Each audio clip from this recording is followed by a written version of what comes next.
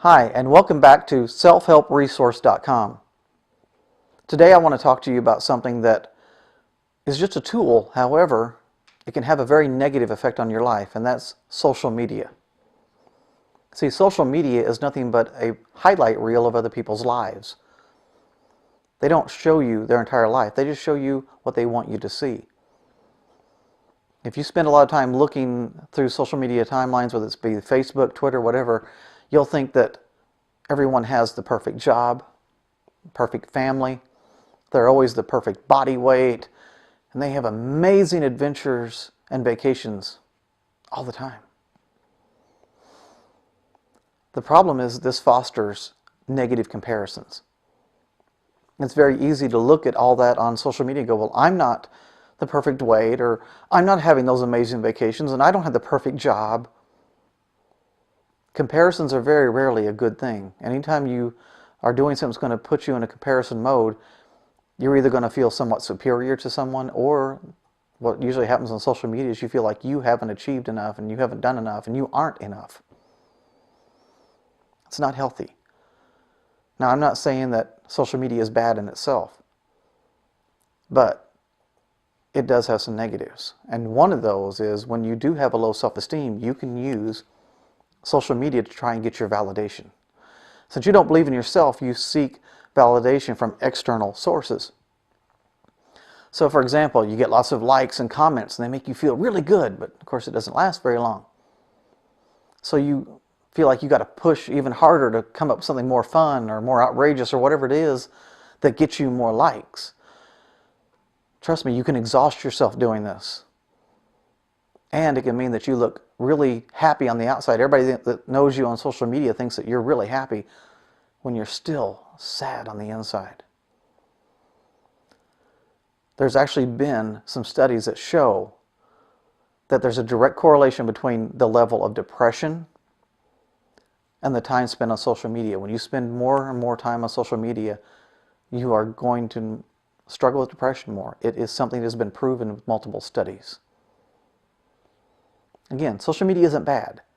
It's just a thing, but it's how we use it. So I'm going to suggest that maybe you reduce the amount of time you spend on social media, not eliminate it, but maybe reduce it somewhat. Maybe replace it with things that will have a tendency to make you feel better about yourself. Maybe reading a book or listening to inspiring speakers, or when I'm on my way to work, a lot of times I will listen to audiobooks on my drive to work. They give me something positive and they give me some information that helps my life. Maybe spending time with family and friends in person. How many times have you been at a restaurant or other location and you see an entire family and all of them have their phone and they're sitting here doing this the whole night? They're not talking to each other. Put the phone down and spend some time talking to your family and friends. Now, I'm going to suggest that you really start watching who you hang out with, but that's for another video. But make sure they're positive people that are going to make you feel better, not pull you down. Maybe you could spend some time meditating. That's been proven to decrease depression. It's been proven to increase your memory level. I mean, you will greatly expand your ability to recall things with some meditation. Now, a big one that's been proven to work just as well as antidepressants for depression, and I'm telling you for self-esteem as well, is exercise. Whether it's going to the gym, I love to play tennis, just some kind of physical exercise. Maybe it's a hike, whatever it is.